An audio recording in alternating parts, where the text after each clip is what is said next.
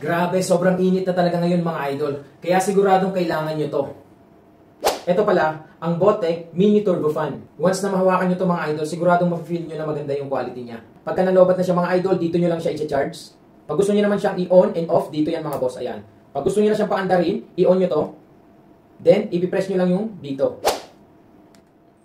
Level 1, level 2, level 3, level 4, hanggang level 5 yan mga boss. Ganyan kalakas yan mga idol.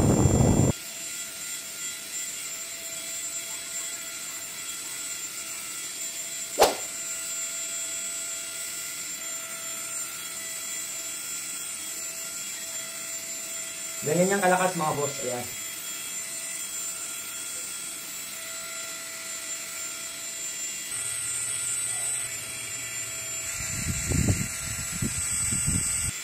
Pagpapatayin nyo na, long press na.